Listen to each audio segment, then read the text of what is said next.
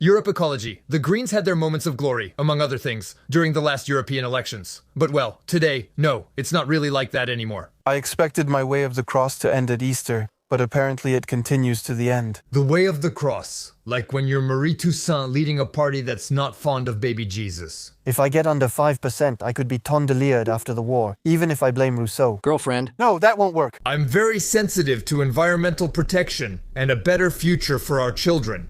I still don't understand how anyone votes for them.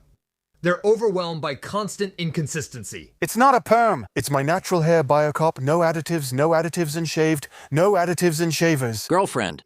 Many people vote just for appearances, often by default or without deeper consideration. Security is most important to me. I vote far right. Social issues matter most to me, so I vote for La France Insoumise. I only care about myself and not others. I vote for Macron. If the environment matters most to me, I vote for Europe Ecology, the Greens. But well, apart from having ecology in their name, I think half of their choices are contradicted by the other half. It's full speed in reverse. I can't see to the sides, I just go straight ahead. I can't see to the sides, I just go straight ahead. Oh yes, there is one nice consistency I find with Europe Ecology Les Verts. It's that they've feminized the party. So they can blame misogyny for the hostility toward the decadence of their spearhead.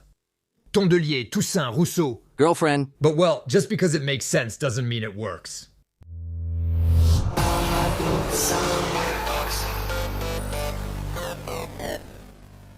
You're against nuclear energy, right?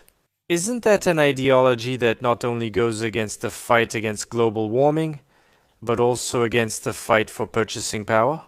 Since France benefits from an electricity price that is cheaper than many neighbors, thanks to nuclear energy. Here we have Marie Toussaint, the lead candidate for Europe Ecology the Greens for the 2024 European election, debating against Marion Maréchal for Reconquête. Zemmour is Reconquête. Marion Maréchal is just a joke. But here, I only took an excerpt of Marie Toussaint. It's as if it's an interview, so we won't see Marion Maréchal. Oh no joke about Reconquête? So I want to start by saying that opposition to nuclear energy is not an ideology but a stance, a conviction. Opposition to nuclear energy can be a stance or a conviction. But for her in Europe Ecology the Greens, I wouldn't be so categorical. An ideology is a set of philosophical, social, political, moral, or religious ideas specific to a group, social class, or era. It's a set of ideas and beliefs forming a doctrine that can influence individual or group behavior. Conviction, on the other hand, is a certainty about the truth, a fact, or a principle based on clear evidence. A belief that fueled the environmental movement for years? Wait, she used past tense. Does that mean they no longer oppose nuclear energy? Well, in that case, it seems like it's more a matter of certainty, and so we're more on this side, with an idea specific to a group and a time period, so I'm going to check here. Afterwards, the best way to be sure is to find out why they're against nuclear power, and her in particular. Even within Europe Ecology, the Greens, we know the party must be united, especially on this issue, which would make me lean more towards influencing collective behavior. We remember Fukushima and Chernobyl and still don't know how to handle our waste, so the risk is undeniable. Chernobyl can't happen with France's technology. We don't face tsunami risks like Fukushima, and we know how to store the waste. The worst part is that nuclear energy, despite the horror of Chernobyl, is still the energy source that has caused the fewest deaths compared to the amount of energy produced. Politicians often use fear, even though everyone fears something different. But when we rely on twisting reality, I think we can say it, we're no longer dealing with clear evidence. Besides, on one hand, promoting nuclear energy also means giving ourselves the means to have even safer power plants that last even longer, and to reduce or even eliminate high-level long-lived radioactive waste. Maybe giving ourselves the means to improve things is often better than getting rid of everything. So if I get it, since we're leaving a terrible planet for our kids, the answer is to stop having them. That's the solution. Or kill those already here? We have a branch of the party that's actually in favor of completely stopping the production of children in the West. Nuclear power is already here in France. Yes, nice observation, but well, it was already here 20 or 30 years ago. Today, it's 65 to 70% of French production, but it was more like 80% in the early 2000s sec. Fighting against something for a quarter of a century just to end up saying, well, it's here, well, I don't call that conviction. Yes, Hitler, he's a real scumbag, but well, he's here. Even Macron, who blocked nuclear power for 5 years, finally got it. Doing that for 25 years goes beyond stupidity. I can't see to the sides, I'm going straight ahead. I can't see to the sides, I'm going all the way, J. I can't see to the sides, I'm going straight ahead. Well, that's it. I think I've gone around the world. Oh, a nice power plant. And our fight, the one we must lead, the one we must carry out, is the fight to move away from fossil fuels. I just watched 4 or 5 of his interviews, and it's always the same. Every time she dodges, she never answers, as if she had prepared her little notes and absolutely had to talk about them. Bam. Speaking of energy, someone who has plenty of it is my dog. Did I show you the pictures? Look, he's crazy. I don't care. There's some coherence here, which is why I chose this part, you know. About what? We discussed fossil energy. Oh no, my dog, those are real eyelashes. He's so cute. I still don't care. Anyway, what were we discussing? And that our battle, the one we must lead, the one we must fight, is the battle to move away from fossil fuels. Yeah, it's funny, because historically, in France, it's actually kind of thanks to nuclear power that we didn't really fall into using fossil fuels, which made up about 50% of electricity production in the 1960s. Since hydropower couldn't meet soaring demand, its share rose to 65% in the mid-1970s, then fell below 50% during the 1980 nuclear power surge, and dropped under 25% at the peak of French nuclear power in the early 2000s.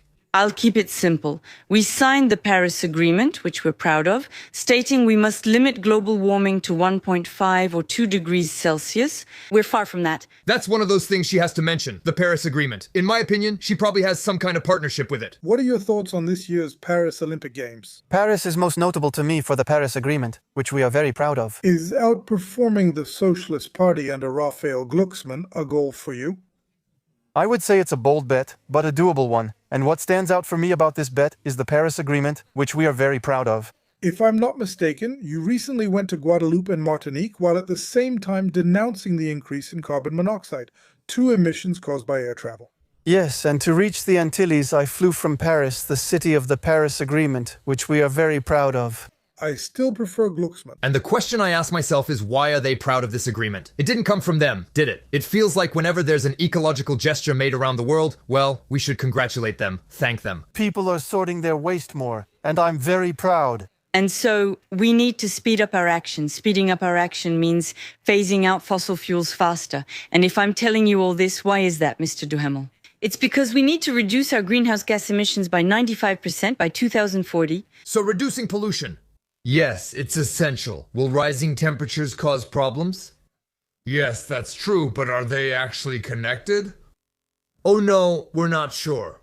Recent studies suggest pollution, like sulfur dioxide from volcanoes, can reflect sunlight back into space. The reduction in pollution over the past decade may partly contribute to global warming. Redeploying nuclear power isn't the only solution. Even if all goes well, it won't start until 2037. If everything goes well. And we know we're behind schedule on all current projects. Why are we behind schedule? She's either dumb or bold. Which party campaigned against nuclear power for 25 years? Which party is largely responsible for its stagnation? Huh? We may have made mistakes, but now our nuclear sector is in trouble. It's right here! It's right here. By being a little logical. If we had continued as before, we likely would barely use fossil fuels for electricity now. We would have 3rd-generation reactors by now.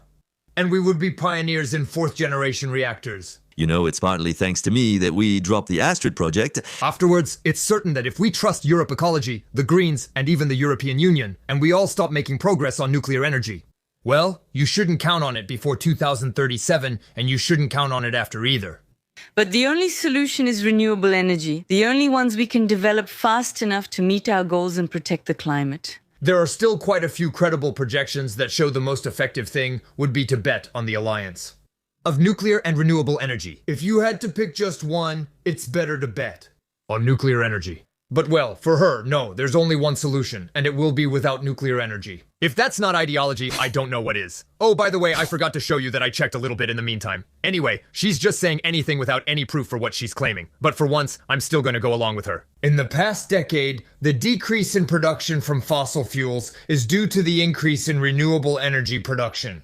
And if we keep going in this direction, we could indeed almost stop producing electricity with fossil fuels. That's also due to the nuclear fleet's stability. If we don't build new reactors to replace aging ones that must eventually shut down, things will change. Renewable energies alone won't be enough, and we might end up like Germany, depending on coal. And why is that? Renewable energies include wind, solar, geothermal, biomass, and wave power. Europe Ecology. The Greens prioritize wind and solar energy development, as these can be expanded most rapidly. That's also where the money is.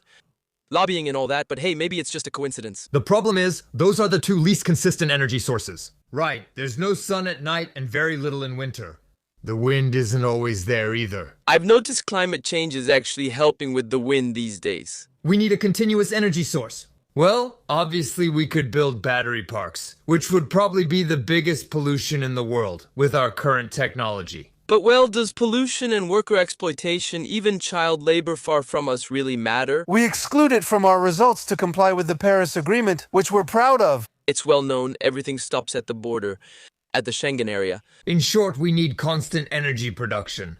And today, and in the decades to come, because we can't rely on much more powerful hydroelectricity, well, it's either nuclear or fossil energy.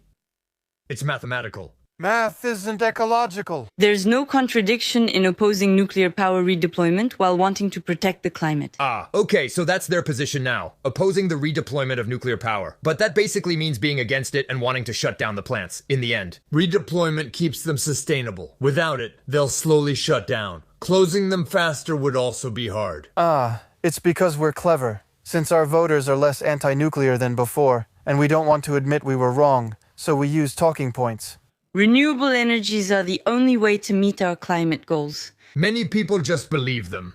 Not so much anymore, but Europe Ecology. The Greens really influenced us. Take the red pill, and everything stops. After that, you can have sweet dreams and think whatever you want. Or take the green pill, but it's actually red inside. I've often thought that, even if they're jerks, it's logical for parties like the Socialist Party, the Republicans, or Renaissance to lie to us constantly.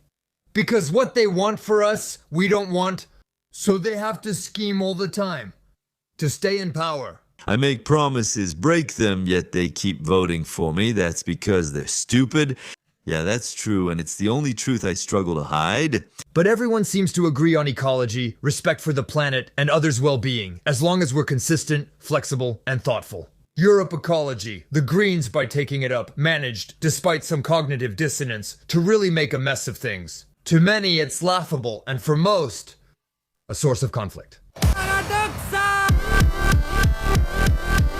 I've never been good at math. Oh, Gabriel at Pointe d'Etal is here. I'm outraged. Son of outré. If you want another paradox, type on the keyboard. If you want another paradox, type on the keyboard.